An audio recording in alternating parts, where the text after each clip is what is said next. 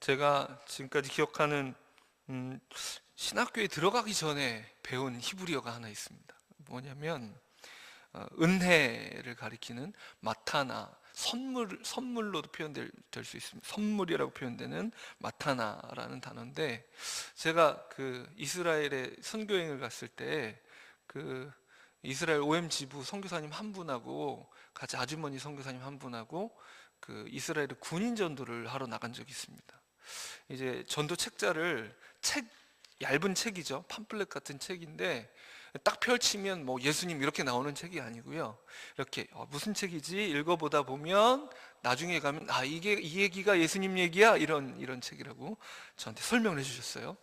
그리고 나서 이제 이스라엘 군인들이 이제 휴가 나왔다가 다시 이제 복귀하는 그 이제 검문소쯤 되는 그 가까운 그 버스 정류장에서 이 아주머니 선교사님하고 저하고 같이 그 책자를 나눠주면서 가르쳐 주신 대로 마타나 하고, 마타나 선물이에요, 선물이에요, 선물이에요, 이렇게 하면서 그 책자를 쭉 나눠줬어요. 이게 왜 아직도 기억나냐면 그 뒤에 있었던 충격적인 사건 때문인데, 사실은 그 일주일이 지난 다음에 그 선교사님이 저한테 얘기를 해줬어요. 은서봐, 야, 우리 굉장히 위험할 뻔했어. 우리가 함께 그 전도지를 나눠줬던 그 버스 정류장이 엊그제 폭파됐어, 이렇게 얘기하는 거예요. 그러니까 그 군인들을 향한 테러가 있었던 거죠. 근데 어쨌든 이 마타나, 선물이라는 단어, 요즘에 이 시즌에 맞는 단어인 것 같습니다. 그렇죠? 그런데 이 선물이라는 단어가 선물의 본래 의미와는 다르게 이렇게 이해될 때가 있습니다. 아이들에게 크리스마스는, 성탄절은 어떻습니까? 이렇게 선물 받는 날로, 산타클로스가 더 큰 날로 그렇게 인식돼서 이 성탄절의 의미를 좀 회복해야 되는데, 성탄절의 의미, 마침 또 저희 아들들도 듣고 있으니까 좀 더 크게 얘기하자면, 선물은 선물은 마땅히 받는 것이 아니죠, 여러분. 선물은 받을 권리가 있는 것이 아닙니다. 주는 사람의 호의입니다. 그러니 받으면 감사한 거죠, 그죠? 그런데 이 선물이 주가 되다 보면 어떤 일이 벌어지냐면, 내가 원하는 선물을 받아내는 방법이 있습니다. 그렇죠? 생일이라 치면 달력에 빨갛게 동그라미를 쳐넣어야 되고요. 그리고 생일이 다가오기 시작할 때, 난 좀 이게 좀 필요한 것 같은데, 뭐 이렇게. 요즘에는 온라인으로 편리하게 이런 기능들이 있습니다. 페이스북이나 또 우리 교회에서 많이 쓰는 이 밴드 같은 경우도 생일이 자동적으로 이렇게 딱 올라갑니다. 그러면 그래, 이 사람 생일이 오늘이었구나. 또 심지어는 페이스북 같은 경우에는 며칠 안 남은 생일도 미리 알려줍니다. 그래서 준비하도록 알려줍니다. 그래서 여러분, 그런 내 생일이라고 광고하러 다니거나 혹은 광고할 필요도 없이 이제 알려주는 그런 기능들이 있는데, 그렇게 해서 얻어낸 선물이 선물이라고 말할 수 있을까요? 왠지 준 사람은 선물 준 기분이 아니고 뭔가 뺏긴 기분 들 수도 있고요. 뭔가 거래한 기분 들 수 있습니다. 내가 생일 선물 받았으니 나도 줘야지. 마치 축의금이라도 주는 그런 느낌이요. 마치 서로 개하듯.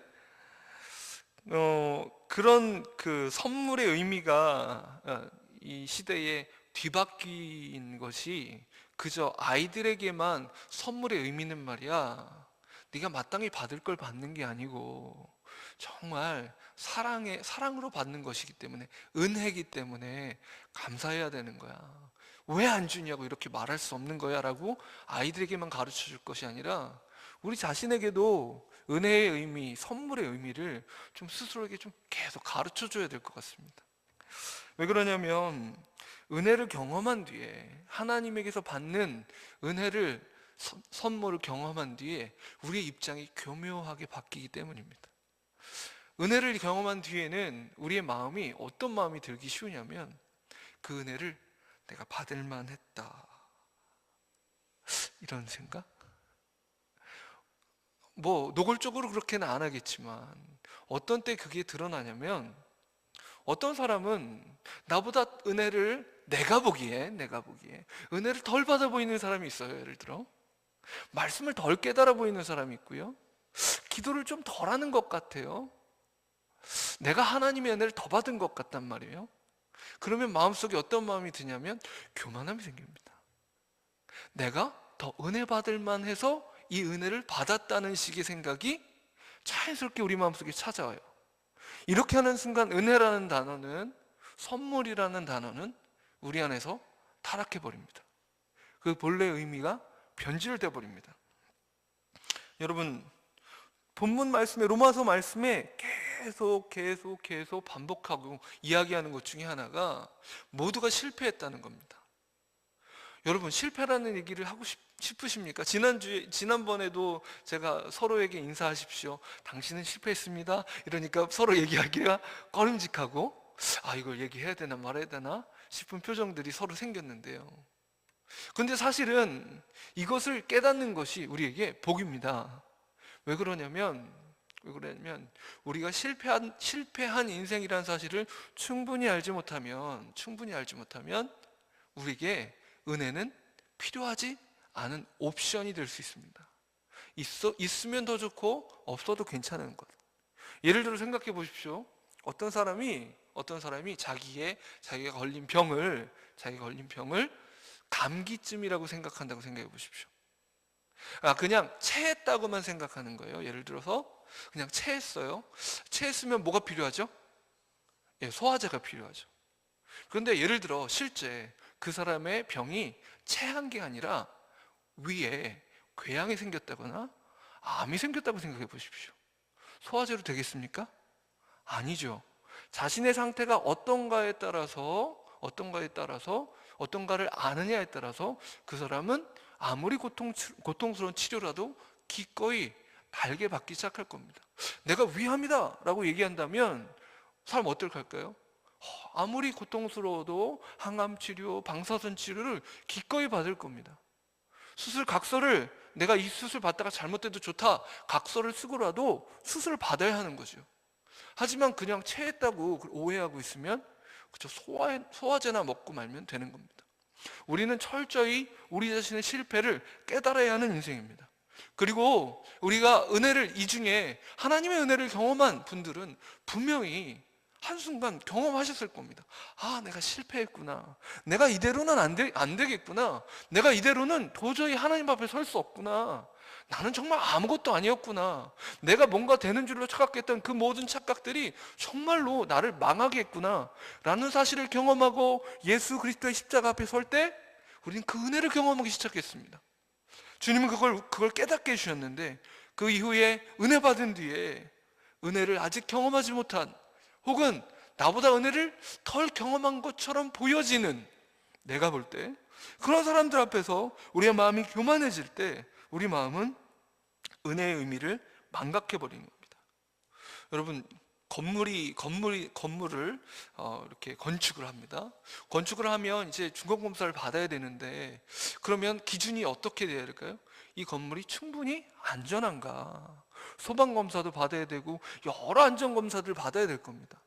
그러면 그걸 감독하고, 그리고 감독하러 관청에서 나온 사람들이 어떻게 평가를 내리겠습니까? 합격, 불합격입니다. 어떤 건물에 대해서 이건 좀 더 위험하고 이건 덜 위험하고 이런 얘기하지 않습니다. 이게 당장 써도 좋을 건물인지 아닌지를 얘기해 주는 겁니다. 마찬가지로 우리의 인생도 하나님 앞에서, 하나님의 의의 기준 앞에서 우리는 불합격 판정을 가질 수밖에 없다는 겁니다. 끊임없이 그런데 우리는 이렇게 얘기하고 싶어 하는 거죠. 나는 좀 더 안전해, 나는 덜 위험해 라고. 그렇게 이야기하기 시작할 때 우리는 은혜로 인식하지 못합니다. 이게 충분히 안전하지 못하면 물론 보완해서 될 건물도 있겠지만, 이게 불합격이다, 이건 정말 안 된다 판정받으면 어떻게 됩니까? 무너뜨리고 새로 쌓아야 되는 겁니다. 근데 우리의 인생을 향해서 하나님께서는 불합격 판정을 내리셨습니다. 그 율법의 기준에 따르면 우리는 도무지 인생으로 가치가 없습니다. 그러기에 다 무너뜨리고 다시 쌓아야 될 인생들입니다. 그런데 하나님의 은혜를 경험하고 나서 나는 좀 괜찮았어, 이렇게 착각할 때 우린 십자가의 목적과 의미를 오해하게 됩니다. 우리 오늘 말씀에 이렇게 나와 있습니다. 23절에 보면 모든 사람이 죄를 범하였음에 하나님의 영광에 이르지 못하더니, 24절 그리스도 예수 안에 있는 속량으로 말미암아 하나님의 은혜로 값없이 의롭다 하심을 얻은 자 되었느니라. 이 예수를 하나님이 그의 피로써 믿음으로 말미암는 화목 제물로 세우셨으니 이는 하나님께서 길이 참으시는 중에 전에 지은 죄를 간과하심으로 자기의 의로우심을 나타내려 하심이니, 먼저는 예수 그리스도의 십자가에 대해서 우리의 속량이다 말씀하십니다. 죄와 사망에 노예되었던 인생들에게 속전을 지불하는 것입니다. 수년 전에, 좀 오래된 것 같은데, 추노라는 그 드라마가 있었어요. 그런데 그 드라마에서 아주 리얼하게 그 임진왜란이 끝난 뒤에 전란 후에 도망친 노예들이 많으니까 노비 문서들을 가지고 그 노비들을 추적해내는 그런 직업을 가진 사람들을 추노라고 부르면서, 그런 직업을 통해서 어떻게 노예 사냥, 그쵸? 그야말로 사냥이죠, 사냥. 어떻게 노예들을 붙잡아서, 노비들을 붙잡아서 다시 주인에게 되돌려주고 대신 값을 받고, 이런 영화가 있었는데요. 그 중에 이런 장면이 있습니다. 자기의 노비 문서를 누군가, 주인이 불태워주면 어떻게 됩니까? 이제는 그는 신분이 자유롭게 됩니다. 예수 그리스도께서 우리의 노비 문서를 쥐고 있는 죄와 사망에게 그것을 얻어내시기 위해서 자신의 생명을 값으로 지불하셔서, 속전으로 지불하셔서 우리를 자유롭게 하셨습니다. 오늘 본문의 제목을 값없는 은혜라고 했는데, 값없는 은혜라고 할 때 한 가지 의미는 이런 것입니다. 값 없이 우리에게 주어진 은혜라는 의미도 되겠지만, 또 한 가지 의미는 무엇이냐면, 우리 영어 단어로 하면 좀 더 이게 의미가 살아나는 것 같아요. priceless라는 영어 단어가 있습니다. price라는 값이란 단어와 리스라는 없다라는 전미사가 붙어서 값을 매길 수 없는 이라는 뜻이 나옵니다. 값없는 은혜라고 말할 때 저는 이것이 싸구려거나 그저 무료로 제공되기 때문에 이전에 값을 매길 수 없는 은혜라고 말하는 것이 정말 그 의미를 살리는 것 같습니다. 왜냐하면 은혜라는 말은 이미 거저 주었다는 의미를 포함하고 있으니까요. 값을 매길 수 없는 선물이 우리에게 주어졌습니다. 예수 그리스도의 선물이 주어졌습니다. 얼마나 하나님께서 우리를 향해서 겸손하신지, 겸손한 왕이신지. 주일 목사님이 설교해 주신 하나님께서, 하나님은 하나님이다 라고 표현하시면 되는데, 그런데 하나님이 나는 목자다, 나는 빛이다, 나는, 이렇게 설명해 주신 것이 인간적인 표현 속에 자기 자신을 제한하시면서까지도 우리에게 이해 가능하고 납득 가능한 하나님으로 그렇게 나타나 주셨다 표현하셨잖아요. 그런데 그것의 극치가 무엇입니까? 예수 그리스도십니다. 요한일서 말씀에는 요한 사도가 이렇게 표현합니다. 이는 우리가 눈으로 보고 귀로 듣고 손으로 만진 바다. 누구를요? 예수 그리스도를요. 사도 요한은 예수님의 무릎을 베고 이렇게 누워있던 사람이었습니다. 그러니 인생이 만질 수 있는 하나님으로, 인생이 눈으로 볼 수 있는 하나님으로, 귀로 들을 수 있는 하나님으로, 참 하나님께서, 창조주께서 피조물의 그 형상을 입고 이 땅 가운데 오실 정도로 자기 스스로를 제한하셔서까지, 그리고 그 몸을 입으셔서 자기 자신의 십자가에 온전히 대가로, 속전으로 지불하시기까지 우리에게 도저히 상상할 수 없는 대가를 지불해 주셨습니다. 이제 그 은혜 앞에 있다고 말합니다. 이 예수를 화목제물로 삼으셨다고 말씀하십니다. 여러분, 화목제물 어떻습니까? 이 화목제물은 두 사람이 싸우고 나서 화해할 때 양을 한 마리 가져와서 그 앞에서 잡고 같이 나눠 먹는 겁니다. 이제 우리 사이좋게 지내자, 이렇게 하는 거예요. 그게 하나님 앞에서 또 동일한 의미로 예수 그리스도께서 친히 희생 양이 되셔서 그의 살과 피, 그의 살이 찢어지고 피가 흘림으로 그분이 우리와 하나님 사이에 희생 양이 되어 주셨습니다. 이제 우리는 그의 피를, 그의 살을 먹고 마심으로 하나님과 화해된 것을 기념합니다. 이게 성찬의 또 다른 의미입니다. 성찬을 통해서 우리는 예수의 피와 살을 먹고 마심으로 하나님과 우리가 하나 된 것을, 화해한 것을 기뻐하고 축하하는 자리입니다. 마찬가지로 또한 어떻습니까? 교회 안에서 함께 성찬을 나눈다는 것은, 예로부터 내려오는 전통 중에 하나는 이 성찬식의 빵을 우리는 편의상 여러 사람들이 있고 예배 시간에 1, 2부 예배에 바짝바짝 붙어있기 때문에 제한이 있어서 이 떡을 다 썰어 놓지 않습니까? 나눠 놓지 않습니까? 그런데 예로부터 내려온 전통 중에 이런 전통이 있습니다. 커다란 빵을 굽는 거예요. 그리고 앞에서 목사님이 이것은 예수 그리스도의 살입니다 라고 말하고서 큰 덩어리를 뗍니다. 그래서 성찬위원들에게, 이를테면 성찬위원들에게 이렇게 한 덩어리씩 돌리면, 혹은 작은 성찬식이면 어떻겠습니까? 식탁에서 성찬 집례자가 떡을 떼서 먼저 먹습니다. 그리고 옆 사람에게 돌립니다. 그러면 그 떡을 또 떼어서 먹습니다. 뭐 작게 뗄 수도 있고 크게 뗄 수도 있고, 그건 마음이에요. 이렇게 먹습니다. 또 돌립니다. 한 바퀴 쭉. 여러분, 무슨 말씀인지 아십니까? 한 몸을 우리가 먹고 마시는, 한 예수 그리스도, 하나의 주님이신 예수 그리스도의 살과 피를 먹고 마시는 겁니다. 다시 말해 성찬식은 우리에게 무엇을 말해줍니까? 우리 모두가 예수 그리스도 안에서 화목했다라는 것을 기뻐하는 자리이기도 합니다. 예수 그리스도께서 하나 되게 하셔서 기쁨을, 화목의 기쁨을 우리에게 주셨는데, 이때까지도 로마에 있는 교회에는 유대인 그리스도인과 헬라 그리스도인 사이에 이 긴장감들이 있었습니다. 누구는 율법을 지키고 누구는 할례를 받았고 할례를 받지 못한 사람에게 누구는 1등 신자, 누구는 2등 신자인 것처럼 서로를 나누고 있는 겁니다. 그런데 예수 그리스도께서 우리에게 화목 제물이 되셔서 하나님과 사람 사이에, 그리고 또한 동일하게 우리와 우리 사이에 화목 제물이 되어주셨다고, 은혜로 그렇게 되어주셨다고 말씀해 주십니다. 그걸 통해서 무엇이 드러납니까? 우리의 일한 것, 우리의 육신에 보이는 것, 우리의 할례 받은 것, 내가 지금까지 행한 것이 드러납니까? 아니요. 하나님께서 행하신 일이 드러납니다. 여러분, 신앙생활은 간단합니다. 보이지 않는 것을 보는 훈련입니다. 보이는 게 너무나 강력하잖아요. 이 세상의 흐름은 항상 분명합니다. 항상 눈에 보이게 만들고 싶어 해요. 이렇게 얘기합니다. 사랑한다고 맨날 말해봐야 뭐해? 보여줘. 이렇게. 그죠? 얼마나 나를 사랑하는지 증명해봐. 이렇게 얘기합니다. 여러분, 입사할 때도 어떻습니까? 스펙을 보잖아요. 스펙을.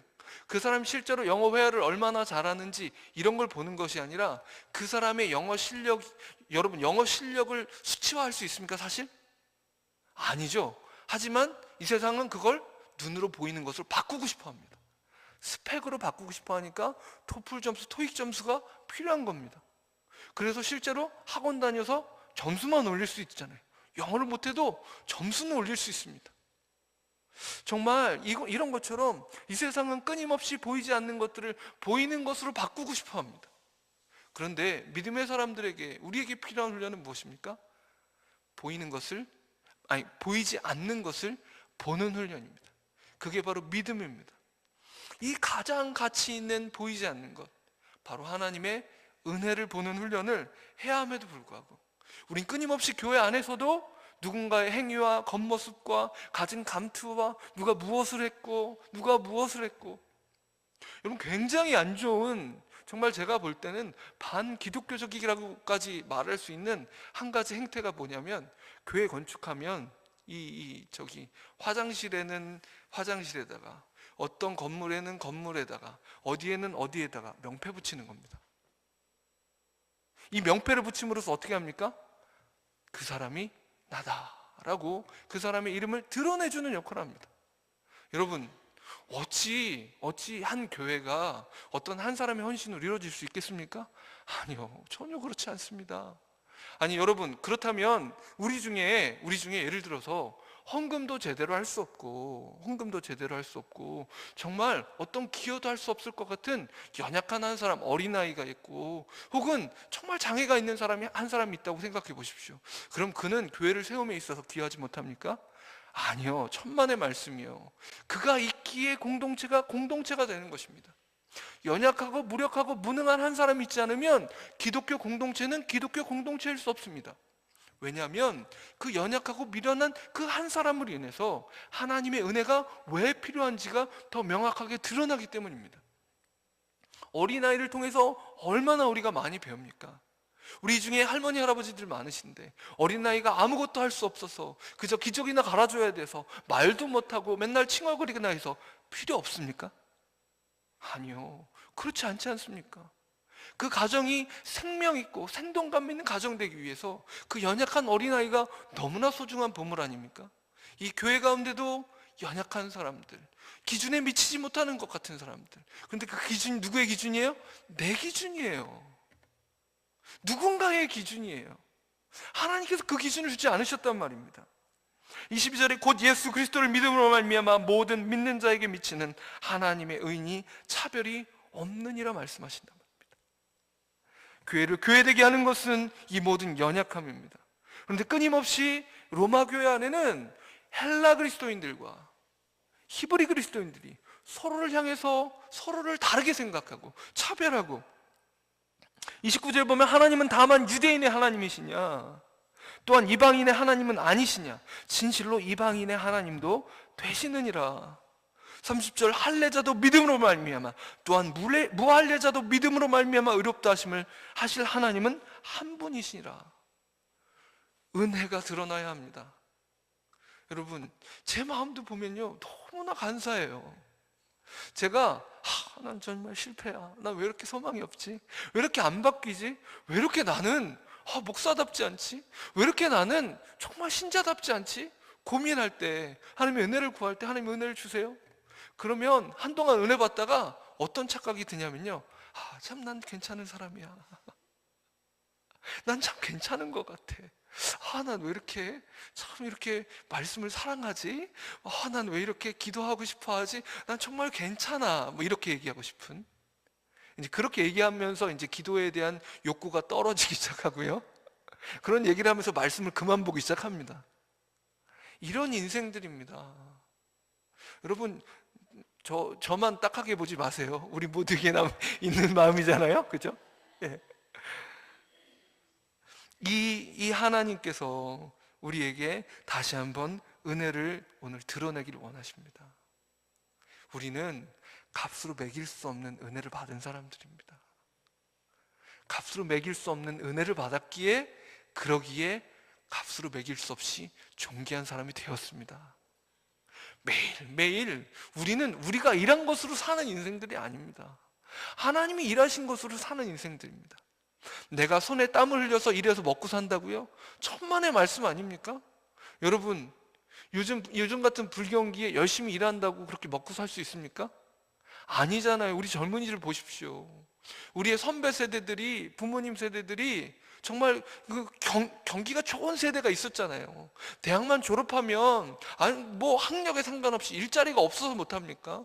그냥 일자리는 있었던 그런 시대가 있잖아요. 요즘은 어떻습니까? 열심히 일해도 안 돼요. 마치 어떤 농부가 열심히 일하고 어떤 농부는 열심히 일하지 않는데 가뭄이 있으면 어떻습니까? 열심히 일하는 못하나 못 먹고 굶는 건 마찬가지 아닙니까? 우리가 마찬가지입니다. 하나님이 주신 은혜가 있으니까 우리가 사라지지 않습니까? 우리 한번 옆에 분에게 확인시켜 주셨으면 좋겠습니다.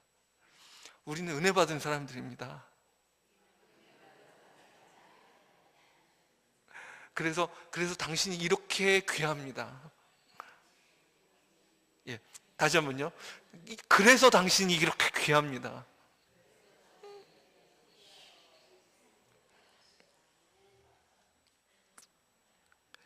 실패한 인생들에게 오늘 본문 말씀은 다시 이런 질문을 던지는 것 같습니다. 당신은 다른 누군보다 낫다고 말할 수 있습니까? 다른 어떤 사람보다 낫다고 말할 수 있습니까? 교회 안에 은혜를 더 경험한 사람은 더 낫습니까? 교회 안에서 너와 나를 가르는 기준이 무엇이 있을 수 있습니까? 성경은 모두가 하나님의 영광에 이를 수 없다고, 모두가 은혜가 필요한 사람들이라고 우리를 하나로 묶습니다.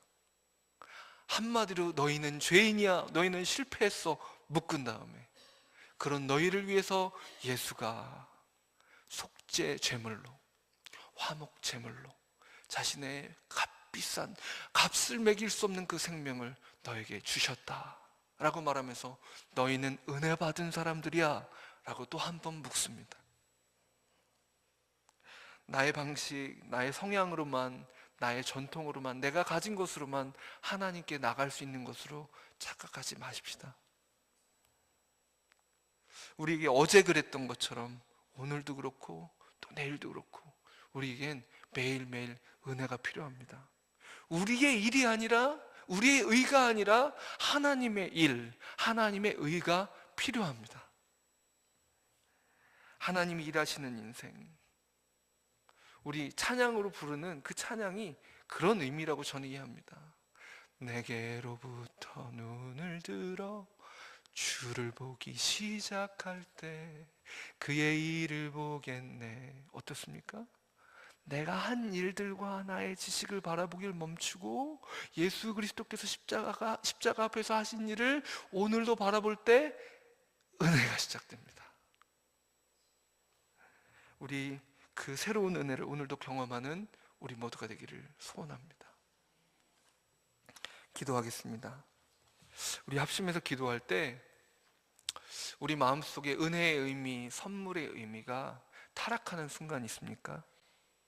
내가 참 괜찮아 보이고, 내가 남보다 나아 보이고, 아니 내가 남보다 나아 보이진 않을지라도 저 사람이 나보다 못해 보이는, 저 사람은 나보다 틀려 보이는, 네가 뭘 잘했다고 그렇게 얘기하냐? 이렇게 말하고 싶은, 당신의 의견을 나는 들어줄 수 없어요, 이렇게 이야기하고 싶은 그 마음속에 욕구들이 솟아오를 때 우리는 은혜로 알지 못합니다. 우리 한번 그 순간들을 기억하면서 하나님 불쌍히 여겨 주십시오. 내 마음속에 은혜의 의미를 회복시켜 주십시오. 내가 남보다 낫다고, 남이 나보다 못하다고 여기는 그 교만한 순간들을 불쌍히 여겨 주십시오. 우리가 회개의 기도로 우리가 함께 하나님께 올려드리겠습니다. 기도하겠습니다. 하나님 아버지, 이 시간 우리의 마음을 더럽히는 은혜의 의미를 타락시키는, 하나님 내가 이미 은혜 받은 자여서 다른 사람보다 낫다고, 내가 남보다 더 알고 더 경험해서 더 깨달아서 내가 낫다고 여기는 하나님 모든 교만함들, 하나님 모든 자기 의들을 주님 앞에 고백합니다. 불쌍히 여겨 주십시오.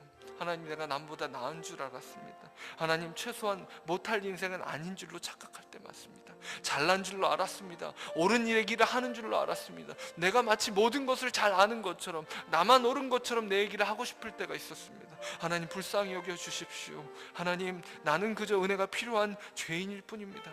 나는 오늘도 예수 그리스도의 의가 필요합니다. 나는 오늘도 나에게 속전을 내려주신 예수 그리스도의 십자가 앞에 서야 하는, 하나님 죄의 종되었던, 죄와 사망에 노예되었던 인생입니다. 하나님 나에게는 나를 하나님과 화해시키시는, 하나님 그 은혜의 그 정말 축제를 벌여주시는 예수 그리스도의 살과 피를 오늘도 기념해야 하는, 그 성찬에 참여해야 하는 하나님 그 인생입니다. 나와 나의 형제 자매를 묶어주는 예수 그리스도의 그 살과 피 앞에 하나님 서야 하는 인생입니다. 이제 주님, 내 안에 있는 이 모든 나와 너를 가르는 이 모든 잘못된 기준들과 하나님의 은혜로 묶어지지 못하는, 그저 나의 의로 나누고자 하는, 율법으로 나누고자 하는, 하나님 그렇게 실패의 몰무로 스스로를 몰아넣는 그 모든 유혹으로부터 우리를 건져 주시옵소서. 오늘도 은혜가 필요함을 기억하게 하여 주옵소서. 용서하여 주옵소서. 우리의 모든 교만함과 잘못된 언행들을 불쌍히 여겨 주시옵소서.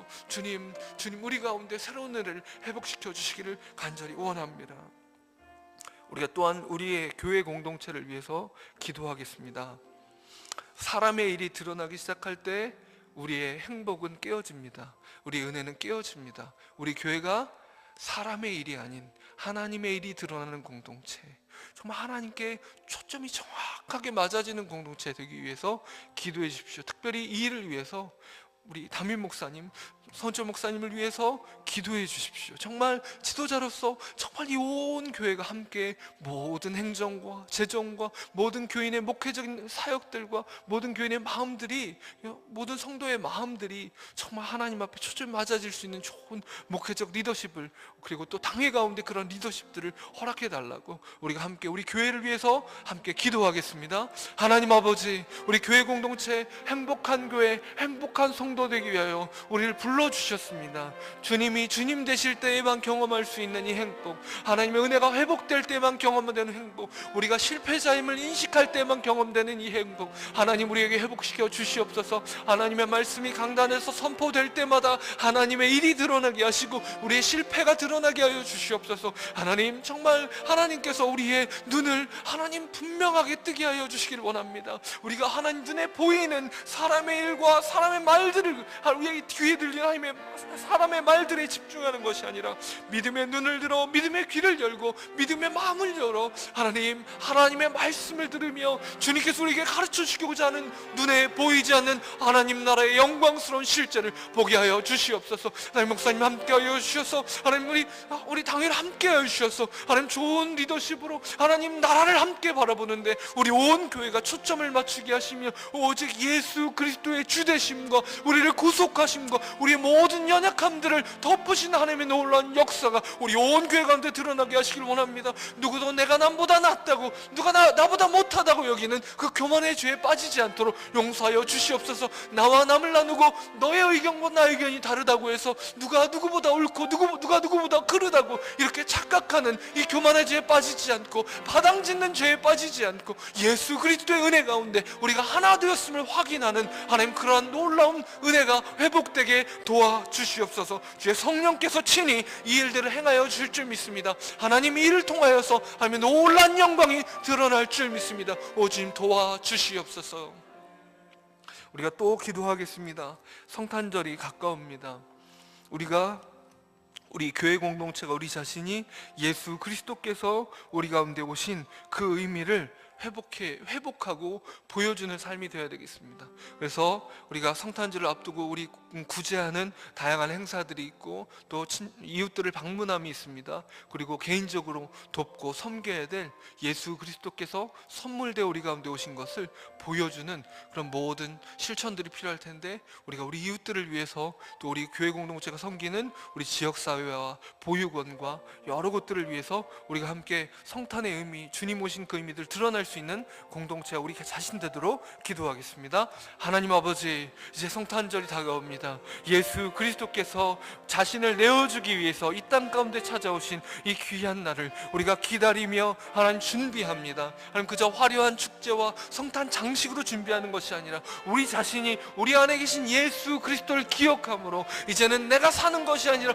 오직 내 안에 예수 그리스도께서 사시는 것이라 이렇게 고백하며 우리 자신이 우리 안에 계신 예수 그리스도를 품고 성탄의 선물로 우리의 이웃들을 향해서 주어지는 그 은혜의 증거로 우리 자신을 드릴 수 있도록 도와주시옵소서. 우리 교회 공동체가 우리 자신의 향유값을 깨트려서 하나님 지역사를 섬기게 하시고 우리의 이웃들을 섬길 수 있도록 도와주시옵소서. 어떻게 하면 그들에게 예수 그리스도의 살아계심을 이 성탄에 보여줄 수 있을까? 예수 그리스도께서 어린아이의 모습으로 오신 것처럼, 낮아지고 겸손하게 찾아오신 것처럼 우리 자신도 우리 자신을 겸손케 하여 예수 그리스도의 영상을 본받아 우리 자신을 깨트려 하나님 그 모든 섬김으로 예수 그리스도를 보여줄 수 있도록 도와주시옵소서. 오 주님, 이 성탄이 예수 그리스도의 그 찾아오심의 그 성육신의 영광과 그 은혜와 그 자비가, 그 겸손이 하나님 드러날 수 있는 놀라운 기회 되게 도와주시옵소서. 하나님, 이 성탄을 통해 우리 자녀들에게 또한 이 영광이, 그 은혜가 전해질 수 있도록 주님 이 성탄을 사용하여 주시옵소서.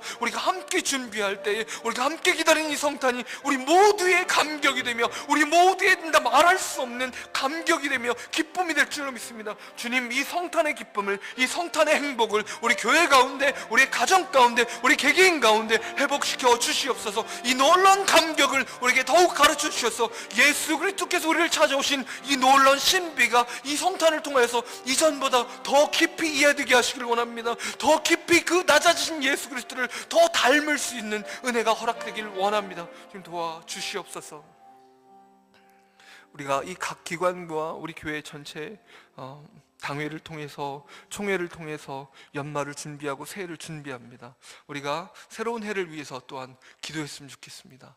우리의 모든 각급 교회 그 리더들을 포함해서, 각 기관 리더들을 포함해서 많은 지도자들이 정말 마음을 겸비하고 새롭게 세워진 임역원들과 회장단과 모든 사람들이 하나님의 부르심 앞에 겸손히 순종할 수 있는 은혜를 달라고 특별하게 다음 해를 위해서 기도로 영적으로 준비할 수 있는 시간 되도록 리더들을 위해서 기도하고, 각 기관들과 또 각 부서들을 위해서 우리 함께, 우리 교회 전체의 내년을 위해서 우리가 함께 기도하겠습니다. 함께 기도하겠습니다. 하나님 아버지, 하나님께서 내년 한 해 우리 교회를, 공동체를 참으로 공동체 되게 하시길 원합니다.